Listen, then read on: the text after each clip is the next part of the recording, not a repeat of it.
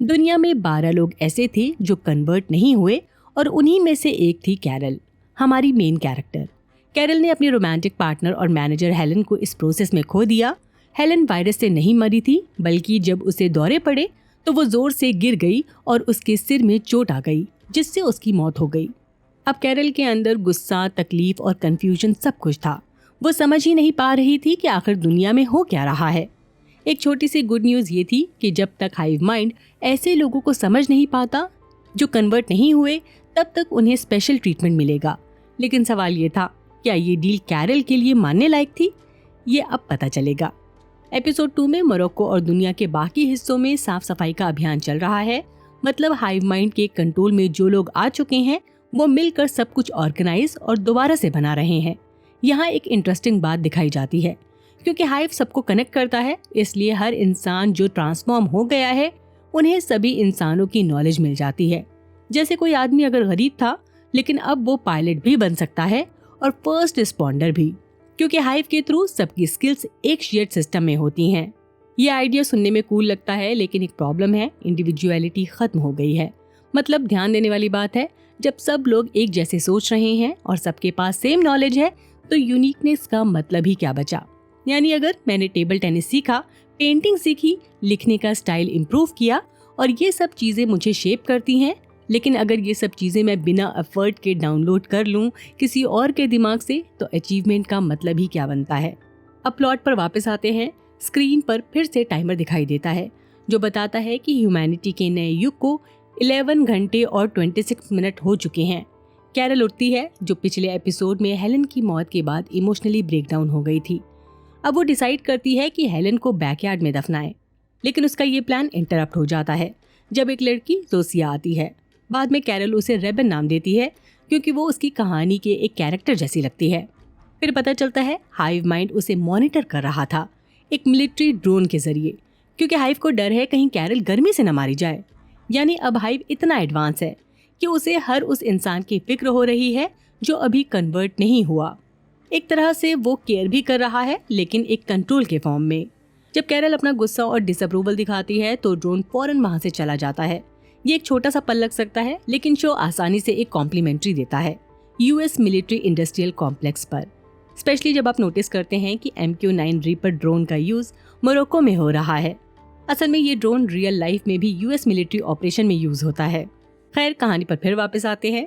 जोसिया Carol के पास आती है और उसे पानी ऑफर करती है, लेकिन कैरल पानी पीने से मना कर देती है, क्योंकि उसे लगता है कि हाइव ने पानी के थ्रू उसे ट्रांसफॉर्म करने का कोई नया तरीका ढूंढ लिया हो। मतलब वो सोचती है कि पानी में माइंड वायरस मिलाया गया है। जोसिया उसे यकीन दिलाती है कि ऐसा कुछ नहीं है, लेकिन कैरल फिर भी पानी जमीन पर फेंक देती है। जब जोसिया वहां से जाने लगती है, तब कैरल उसे रोक लेती है। उसके दिमाग में एक बात क्लिक करती है। वो समझ जाती है कि हाइव ने जोसिया को अहम मकसद के लिए भेजा है। कैरल के हिसाब से हाइव ने जोसिया का ऐसा फॉर्म चूज किया जो रेबन यानी कैरल के लिखे हुए एक कैरेक्टर जो अभी पब्लिश नहीं हुआ है उसके जैसे दिखती है, ताकि कैरल इमोशनली कंफर्ट फील करे। और यहीं पर हाइव एक और स्टेप लेता है। वो हेलन की यादों को एक्सेस करता है और जोसिया के थ्रू कैरल से बात करता है हेलन के प्यार और उनके रिश्ते के बारे में। मतलब हाइव उसे इमोशनल कनेक्शन से काम करने की कोशिश करता है, लेकिन ये मूव उल्टा पड़ जाता है। कैरल और ज्यादा इरिटेट हो जाती है। वो जोसिया पर चिल्लाने लगती है। इतना गहरा इमोशनल रिएक्शन हाइव के सिस्टम में एक ग्लिच पैदा करता है, जिस वजह से जोसिया गिर जाती है, मानो उसका कनेक्शन कुछ वक्त के लिए कट ऑफ हो गया हो। इस सीन से क्लियरली समझ आता है कि हाइव माइंड जितना स्ट्रांग है उतना ही सेंसिटिव भी। थोड़ा सा इमोशनल रिएक्शन भी उसका बैलेंस बिगाड़ सकता है। इसके बाद कैरल अपनी कार लेकर शहर की तरफ निकल पड़ती है। वहाँ उसे एक कंस्ट्रक्शन क्रू दिखाई देता है। सब हाइव के कंट्रोल में है, लेकिन वो लोग ग्लिच कर रहे हैं, जैसे उनका सिस्टम हैंग हो गया हो। जाहिर सी बात है, कैरल उनकी मदद करने की कोशिश करती है। थोड़ी देर तक वो उन्हें हैंडल करती है, लेकिन जैसे ही हाइव फिर से स्टेबलाइज होता है, कंट्रोल वापस ले लेता है और सब लोग नॉर्मल हो जाते हैं। यानी हाइव दोबारा उन्हें कंट्रोल करने लगता है। ये सब देखकर कैरल वापस अपने घर लौट आती है। घर पहुंचकर वो नोटिस करती है कि जोसिया उसके पड़ोसी से कुछ चीजें लाई है, एक हैट, ग्लव्स और एक पिकैक्स, ताकि कब्र खोदना आसान हो जाए। लेकिन जोसिया खुद वहां नहीं होती, तो कैरल एक ऑपरेटर को कॉल करती है। हाँ, उसके पास हाइव का 24/7 हॉटलाइन नंबर है, जो सिर्फ उसके लिए अवेलेबल है। वो हाइव से कहती है कि जोसिया को भेजो। फिर वो जोसिया के लाए हुए टूल्स के साथ खुदाई शुरू करती है। थोड़ी देर बाद जोसिया वापस आ जाती है। कैरल उससे पूछती है, क्या तुम ही उस ग्लिच का रीजन थी? जोसिया बताती है कि हाइव को ज्यादा लाउड इमोशन से प्रॉब्लम होती है। कैरल के गुस्से और नेगेटिव फीलिंग की वजह से सिस्टम बिगड़ गया था। कैरल ये सुनकर पूछती है, जब हाइव पूरी दुनिया कंट्रोल करता है तो क्या उस ग्लिच से कोई बड़ा नुकसान हुआ? जोसिया पहले बचने की कोशिश करती है, लेकिन फिर हिंट देती है कि कैरल के इतने गुस्से की वजह से लाखों लोग मारे गए। फिर वो एक डरावनी बात बताती है, टेक्निकली ह्यूमन वेसल्स मारे गए, लोग नहीं। मतलब हाइव के हिसाब से अगर आपके पास अपनी मर्जी या कंट्रोल नहीं है तो वो इंसान नहीं, बस एक खोखली बॉडी है जिसमें उनकी पहचान बची ही नहीं। कैरल के लिए ये बात और भी ज्यादा डरावनी थी, क्योंकि इसका मतलब था कि उसके इमोशंस ने पूरी दुनिया में तबाही मचा दी। और फिर भी हाइव ने एक मॉरल जुगाड़ लगा लिया ताकि कैरल खुद को उन मौतों का जिम्मेदार न समझे। कैरल के लिए ये सब एक्सपीरियंस नया है, इसलिए जब जोसिया बताती है कि उसके गुस्से की वजह से लाखों लोग मारे गए तो ऑब्वियसली वो इमोशनली ब्रेकडाउन हो जाती है। उसे इतना शौक लगता है कि वो लिटरली उल्टी कर देती है। थोड़े वक्त बाद वो फिर से हेलन की कब्र खोदने लगती है, लेकिन जोसिया उसे रोक कर कहती है कि हाइव के पास एक ऑल्टरनेटिव सोल्यूशन है जिससे उसे इतनी मेहनत नहीं करनी पड़ेगी। कैरल जब परमिशन देती है तो हाइव हेलीकॉप्टर के जरिए एक मिनी एक्सकेवेटर उसके घर तक डिलीवर कर देता है। जोसिया उस मशीन को ऑपरेट करती है और आखिरकार हेलन को दफना दिया जाता है। यहाँ एक इंटरेस्टिंग बात बताती हूँ। आमतौर पर जब किसी फिल्म या सीरीज में प्लेन या हेलीकॉप्टर का सीन होता है तो मेकर ज्यादातर CGI, स्टॉक फुटेज या दोनों का मिक्स यूज करते हैं, क्योंकि ऐसे सीन सिर्फ कुछ सेकंड्स के लिए होते हैं और उन्हें रियल में शूट करना बहुत महंगा पड़ता है। सोर्सेज के हिसाब से film bonfire of the vanities में सिर्फ एक प्लेन लैंडिंग शॉट लेने में प्रोड्यूसर्स को $80,000 लग गए थे।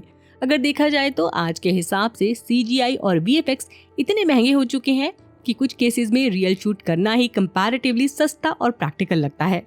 इसलिए प्लरीबस के इस एपिसोड में हमें दोनों सीन्स देखने को मिलते हैं, एक प्लेन टेक ऑफ का और एक हेलीकॉप्टर का जो मिनी एक्सकेवेटर डिलीवर करता है। चाहे ये देखने में काफी आसान लगे, लेकिन इसके पीछे प्रोडक्शन का बहुत एफर्ट लगा है। ये छोटी डिटेल ही शो को ग्राउंडेड और सिनेमैटिक फील देती है। चलिए कहानी पर आते हैं।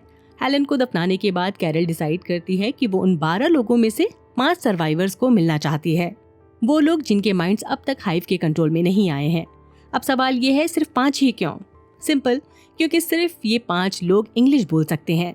कैरल के पास इतना टाइम नहीं है कि वो नई लैंग्वेजेस सीखे, और वो नहीं चाहती कि हाइव उसकी मीटिंग में इंटरप्रेटर बनकर इंटरफेयर करे। हाइव उसकी कंडीशन मान लेता है और मीटिंग पॉइंट फिक्स होता है, स्पेन।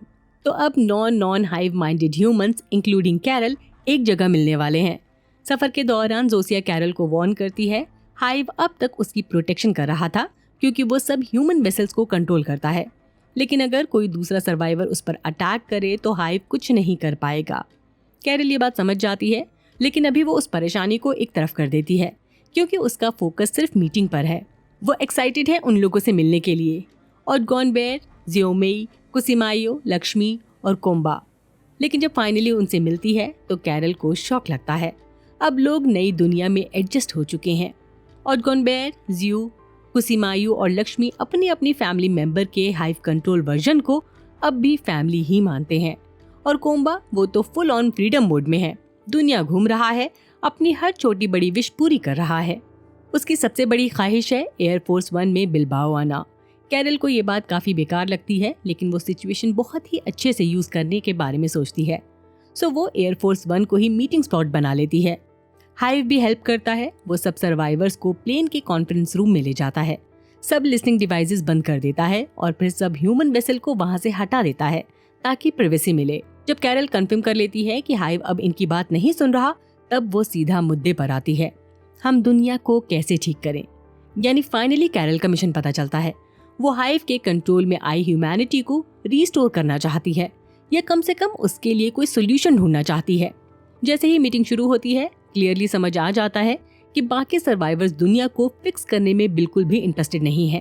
उन्हें लगता है कि अब जो सिस्टम है हाइव के कंट्रोल वाला, वो बिल्कुल ठीक है।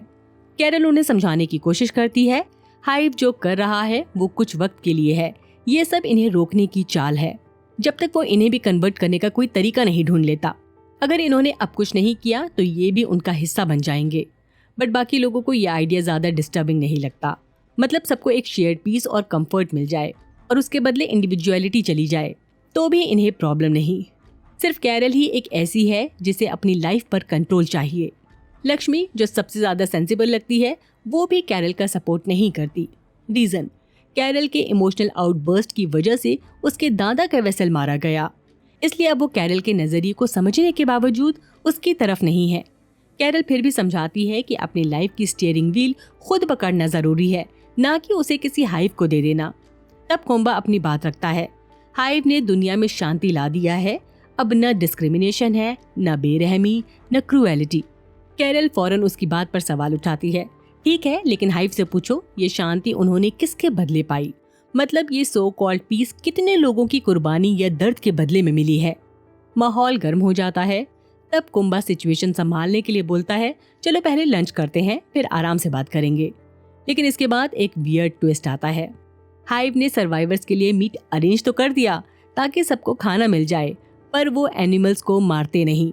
मतलब मीट का नया स्टॉक कभी रिफिल नहीं हो सकता क्योंकि नए जानवर मारे ही नहीं जा रहे। ये दिखाता है कि हाइव के सिस्टम में एक मॉरल कॉन्ट्रडिक्शन है। वो वायलेंस को खत्म करना चाहता है पर फिर भी लोग मीट खा रहे हैं, जो एथिकल पॉइंट ऑफ व्यू से समझना थोड़ा मुश्किल है। कोम्बा बीच का रास्ता निकालता है। वो कहता है, मैं मार दूंगा, हाइव बस कुकिंग करेगा। लेकिन एपिसोड का सबसे इम्पोर्टेंट हिस्सा ये नहीं है। मेन फोकस है डिनर टेबल डिबेट, जहाँ कैरल, लक्ष्मी और जोसिया के बीच एक एथिकल आर्ग्यूमेंट छिड़ जाती है। यहाँ डिस्कशन एक फिलोसफिकल टर्न ले लेता है।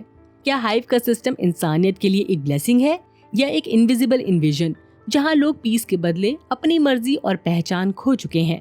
हर कैरेक्टर का पॉइंट ऑफ व्यू फ्रीडम और यूनिटी के बीच एक मॉरल डिलेमा दिखाता है। शुरू में कैरल अपना पॉइंट प्रूव करने के लिए लक्ष्मी के बेटे का एग्जाम्पल लेती है। वो कहने लगती है, तुम्हारा बेटा अब तुम्हारा बेटा नहीं रहा, वो बस एक वेसल है जिसमें तुम्हारे बेटे की यादें तो हैं, लेकिन अब वो अकेला नहीं सोचता, बल्कि पूरी ह्यूमैनिटी के इमोशंस, सोच और यादें उसके अंदर मिल चुकी हैं। कैरल ये दिखाना चाहती है कि हाइव ने आइडेंटिटी चुरा ली है बिना किसी की मर्जी के। न उस लड़के से पूछा गया, न उसके पेरेंट्स से, और अब वो एक पपेट बन गया है जो हाइव के कंट्रोल में है। यानी इंसानियत ने इंडिविजुअलिटी खो दी और हाइव ने सबको एक ही सोच में जोड़ दिया। लेकिन ये इमोशनल रीजनिंग लक्ष्मी पर काम नहीं करती, तो कैरल टॉपिक शिफ्ट करती है। वो बात करती है, इससे कितने लोग मारे गए। हाइव अपना बचाव करता है। वो कहता है कि जब उन्होंने लोगों को बदलना शुरू किया तब सब कुछ सुकून से हो रहा था, लेकिन जैसे ही आर्मी को इनके होने का पता चला, इन्हें अपना प्रोसेस तेज करना पड़ा। शो में क्लियर नहीं बताया जाता कि इन्होंने कैसे इन्फेक्शन से एकदम पूरी दुनिया को एक साथ कनेक्ट कर दिया, क्योंकि कैरल उस वक्त सिर्फ मौतों के बारे में सोच रही थी। जोसिया एक शॉकिंग नंबर बताती है। हाइव के ऑफिशियल स्टैट्स के मुताबिक 886 मिलियन लोग ट्रांजिशन के दौरान मारे गए। जब ये बात सामने आती है तो सबको फौरन समझ आ जाता है कि जिसे hive efficient way of achieving peace बोल रहा था, वो असल में एक बड़ी ट्रेजेडी थी। शांति के नाम पर बहुत लोग मर चुके थे। उसी मूवमेंट में लक्ष्मी, जो पहले से ही कैरल के खिलाफ थी, एक और शॉक देती है। वो बताती है कि कैरल के इमोशनल आउटबर्स्ट की वजह से भी 11 मिलियन लोग मारे गए। मतलब कैरल के इमोशंस ने ही सिस्टम को डिस्टर्ब करके ये विनाश करवा दिया। लक्ष्मी का कहना है, जब वो खुद इतनी मौतों की जिम्मेदार है तो उसे बोलने का कोई हक नहीं बनता। ये डायलॉग कैरल के पॉइंट ऑफ व्यू को कमजोर बना देता है, क्योंकि अब ये डिबेट सिर्फ एथिक्स की नहीं बल्कि हिपोक्रेसी की भी बन जाती है। कैरल आज़ादी के लिए लड़ रही है, लेकिन उसकी आज़ादी के एक्सप्रेशन ने ही बहुतों को मार डाला। कैरल को फाइनली समझ आ जाता है कि ये सर्वाइवर्स उसकी बात सुनने वाले नहीं हैं। उनके लिए हाइव ही नॉर्मल है। कैरल उनसे बहस करने की कोशिश करती है, लेकिन जब कोई भी कन्विंस नहीं होता तो वो घर लौटने का डिसाइड करती है। तभी लक्ष्मी एक हल्का सा ताना मार देती है, बस एक रैंडम कमेंट। उससे कैरल का गुस्सा फूट पड़ता है। वो सबको गद्दार कहकर वहाँ से फौरन चली जाती है। जब वो ग्रुप से दूर जा रही होती है, उसकी बॉडी गिव अप कर देती है। उसे चक्कर आने लगते हैं। सिंपल रीज़न, उसने ज़्यादा शराब पी ली थी, वो भी खाली पेट। जोसिया और हाइव फौरन उसके पास दौड़ते हैं, चेक करते हैं कि वो ठीक है या नहीं।